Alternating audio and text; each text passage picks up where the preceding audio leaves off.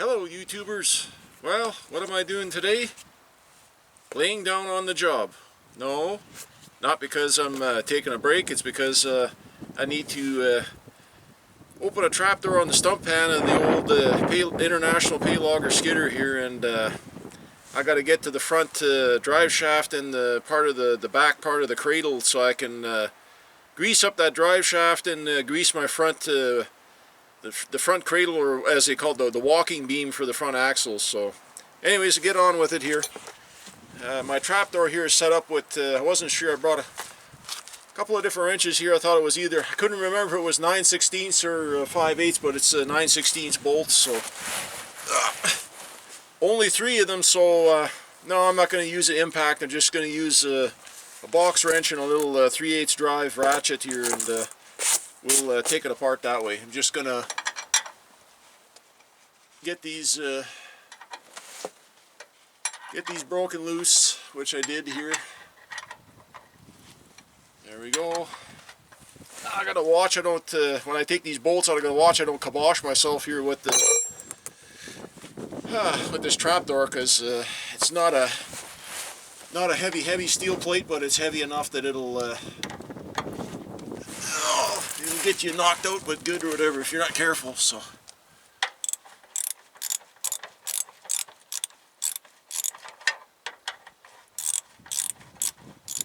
now I know for a fact there's been a whole season's worth of crud in here. With skidders, you always have twigs and sticks and needles and whatever. It always makes itself to the way of the bottom of the belly pan of a machine, and then you've got well, always drips, oils. That's what it is with old machines. You always got drips and leaks and stuff like that. So, okay, I'm gonna got a rag laid out here on the ground. Just the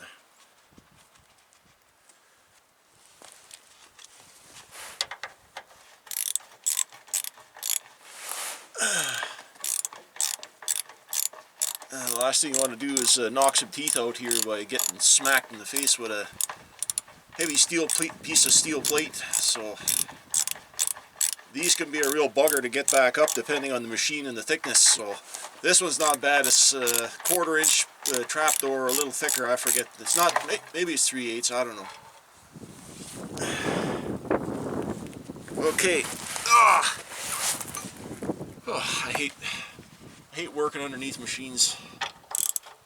This is the part that sucks. So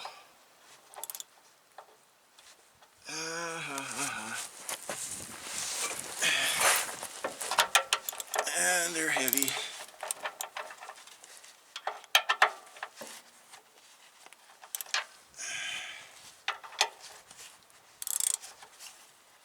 I got some kind of a, I can't remember. Well, I gotta drop this on the ground anyways, because I got a whole bunch of crud in here. And if you know anything about skidders, you know if you don't clean them out on a regular basis, if anything happens, a spark gets in there, you electrical short or something, these buggers will go up like a Roman candle. So you gotta make sure you open your trapdoors and clean them out semi-regularly or once in a while. So it's pretty much a requirement. You have to. And not just for servicing, but for greasing or checking certain whatever drive lines, but you just have to open them up and clean the crap out of them, because if you don't, like I say, you're going to end up with a nasty surprise. There we go. Whew.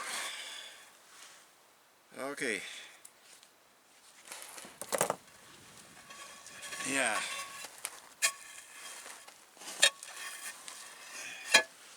I gotta go get a scraper and get all this crap cleaned out of here. Oh, well, at least we didn't get smacked in the face with it.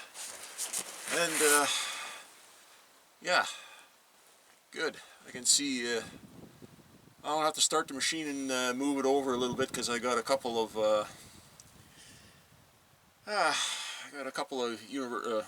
universal joints here, or I got a couple of grease zerks that are I got 2 that are visible that I can get to. That's no problem. That's good.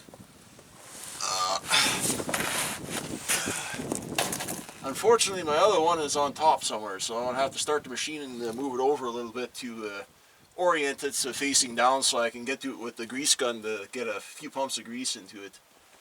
Now, my cradle there, that's a little bit of a different story there. That's going to be fun. It's always a pain in the ass to get to that one. So, okay, anyways, we're going to continue on here. I got to go get a little scraper there and keep poking at it, and I got to get this cleaned up and ready to put back on, and then I'll get the grease gun. I'll bring you back here a little shortly here. Hang on, folks. Okay, folks, just to give you an idea here of here's my part of my plate here. It's about an 18-inch long plate. The front is about 10-inch wide and the back is about 5-6 inch there. And it's 3/8 steel plate, but yeah, that'll be fun getting that back up there. But this isn't even as big and heavy as some of the trapdoors or skid pans on some machines. You're talking about a bigger skidder. You can have a full half, 5/8 or even 3/4 inch steel plate and 3 times that size. So that's a 2-man job and then some to get them back onto the machine. But anyways, just to give you an idea how much crap it's about an inch thick here of debris around this plate here or whatever. That's what was up underneath the belly pan of the machine or what I was cleaning out of there. So yeah, that's definitely nice combustible material to get a good fire going. So you gotta, like I say, when you take these things apart to service them or open them up or whatever, you gotta clean all that crud out of them the best you can anyways, and reduce your fire risk. So anyways, the task at hand here, I don't know if you'll be able to see, but here's my transfer case here, and that's the front of the machine up here. There's my universal double universal joint. There's a slide joint there which all have to be greased. There's grease zerks in there. So anyways, gonna continue on here. I gotta go get a shovel and scoop up all this crud out of here so I don't lay in it and get myself all nice and gooped up. So okay, folks, after farting around with this for almost trying to get these universal joints lined up, I got the one done and then the slip joint, but then the front one there, holy moly, I had to get up and down again, up and down off the machine about 15 times, or well, okay, 9 or 10 times to get that universal joint to, every time you put the machine in gear to move forward or backward, it's either rotates 1 full turn or 1.5 turn, and it's the grease zerk is always in the wrong position no matter where you're trying to get it at a downward 45-degree angle so you can get your grease gun plugged into it. So yeah, anyways, because there's a funky angle on it, it wants to give you the gears, so to speak. So anyways, we're going to try and get this skid plate back on here right away, and you can watch me fumbling around with this here, trying to get this back up here. These things are not, try lifting something over your head. I'm not particularly good in that regard. Some people, some guys don't have a problem or whatever lifting stuff over their head. Me, on the other hand, I'm not, well, when I was in my 20s and full of piss and vinegar, as they say, or whatever, that was all easily done. Like I say, old injuries make my shoulders hurt, and trying to wrestle with things over your head is not, frig me.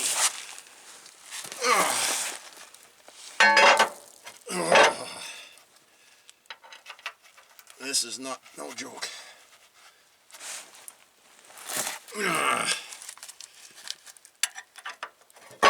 Come on, you bugger, you.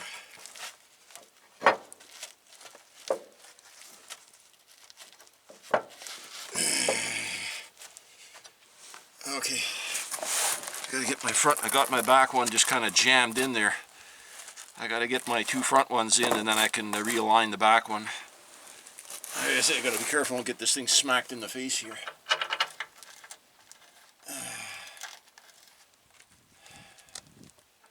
Kind of a windy, cold day out today. Not the most, I mean, it's not cold.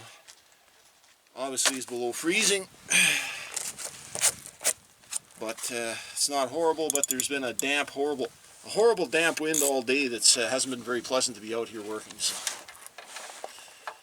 it's not something that I really care to be doing, but it has to be done. If I'm going to use the machine, I have to have this taken care of. So there we go.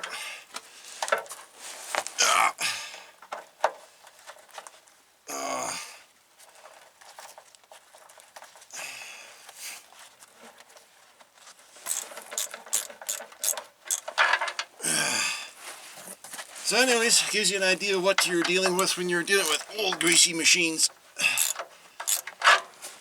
Everybody always says, oh, it must be nice to have.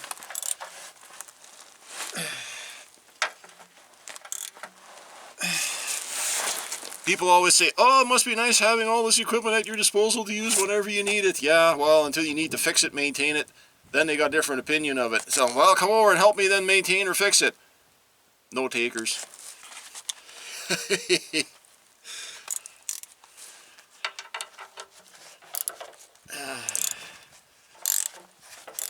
Okay, here we go. Get this last back nasty bolt in here.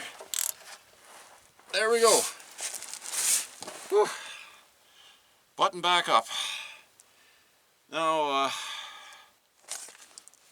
well, that's that. Anyways, I'd like to say thanks everybody for stopping by and checking out this little video here of the wonders of owning equipment, and logging equipment is no exception. It's probably one of the, for the most part anyways, years ago the older equipment was some of the least maintained and most neglected and abused equipment there was out there. So modern equipment now, like everything else, has gotten very expensive, and most logging companies try to do a pretty good job of looking after their stuff, but even then equipment gets forestry equipment gets beat on, it seems like no other equipment, because it works in a very, very extreme rough environment. It's just the nature of the beast. It's just how it is. So looking after these old pieces of equipment and keeping them going is a constant job, that's for sure.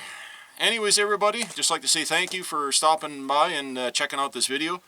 You know the old routine. Leave the thumbs up, the like, subscribe, and like I say, if you don't subscribe to my channel, go ahead and subscribe to one of your favorite YouTube channels. It means a lot to all of us small YouTube content providers. Okay, everybody, we'll see you all in the next one. Until then, take care.